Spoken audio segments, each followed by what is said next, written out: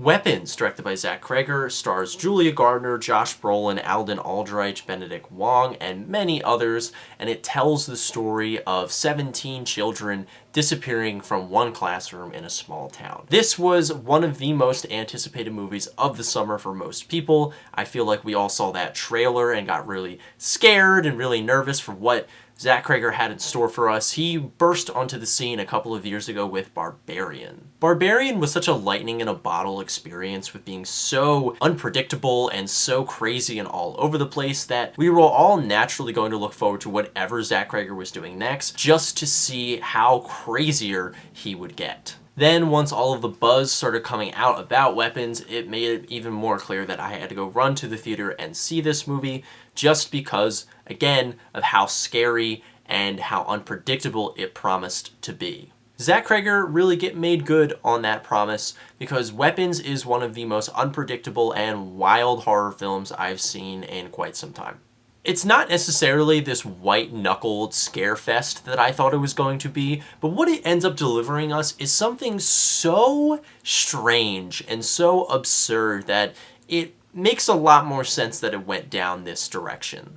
I hesitate to really say anything concrete about the movie's plot or storyline, because going in completely blind is obviously the best way to experience Weapons. I would say that this movie really preys on your expectations and subverts them in a way that I haven't really seen from any other director. Zach Cregger has really carved out a little niche for himself inside the world of horror, and I think that it's something really necessary, and he's another voice that is bringing something new to the table. This movie's wild unpredictability is what makes it so fun, but also his effort behind the camera really cements it as one of the better things to have come out in 2025. The movie's structure is really interesting. It takes kind of the Magnolia route of showing us a bunch of different characters and a bunch of different perspectives all on the same situation, and I think that was really cool. I like horror movies like this just because we get to see what is really going on through all of these different perspectives,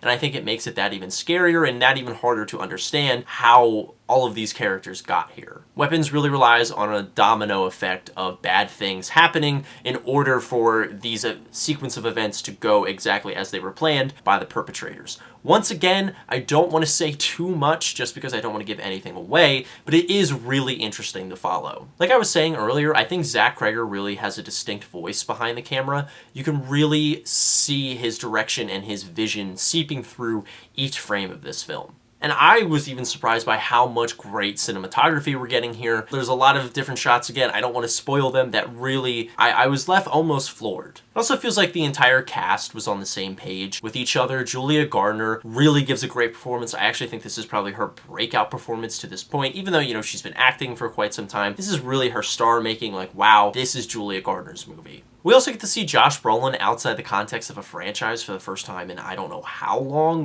we also get to see Josh Brolin outside the context of a franchise here, which is really cool. We don't get to, see that very often, and I think he gives a really structured and layered performance. I love Benedict Wong. I think he really bought into the role and was acting his ass off the entire time. Alden Aldrich did a good job. I really think, again, this movie, everybody was buying in and was on the same page with each other, and I think they all give similar deliveries, but in ways that really work well for their distinct characters. And going back to what I was saying earlier, again, this movie feeds off of unpredictability. It really takes you on this roller coaster ride from start to finish, and you feel it the entire time. It's a very great thing, and obviously is the movie's biggest strength, but it can also be the movie's downfall in a way. I think that there are certain moments where you can really feel the runtime, and I think that, I don't know, it was a very ambitious project, obviously, and I think it would have felt weird if it wasn't this, not monolithic, but very hard to take on in terms of structure and how long the movie feels, not necessarily its runtime. But also, again, you can really feel certain moments, and I was checking my phone a little bit, being like, oh, okay, we still have a little bit more time to go. I wonder where they're going to take the story. And I wanted a little bit more out of the third act. It is great, obviously. The ending is crazy, but I wish there was just we were given a little bit more about the actual insidiousness of it all. It's definitely only a minor gripe, though. I really, really loved Weapons. I think that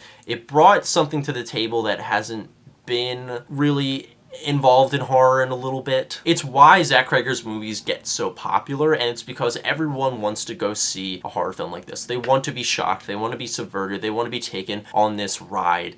And he's doing it in a way that feels purposeful and feels like, again, his own vision. This isn't just a shock jock fest. He is crafting a story and putting effort into the camera work, into the editing, into the structure of the story. All of this stuff is really well done, but it's also, you're getting that unpredictableness and that oh shit moment probably every 5 minutes. And again, that can be a little exhausting at times, but it really doesn't matter in the grand scheme of things because Weapons is such a good time that you're not going to remember those moments. You're feeling the runtime, you're going to be remembering the moments that everybody's going to be talking about. So with that, I'm going to give Weapons a really strong 4 out of 5. I was really happy that I wasn't disappointed by this one. We're finally getting something good, something, you know, noteworthy happening.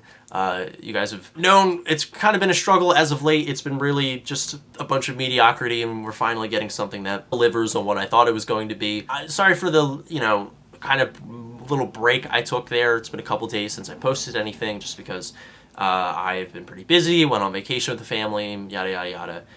But we're getting back to a regular schedule now. That Blu-ray video will be dropping soon. And yeah, I will see you guys with the next video. Thank you so much for watching. In the comments, let me know what you thought of Weapons. Leave a like, subscribe if you are new. And yeah, I will see you next time. Thank you so much.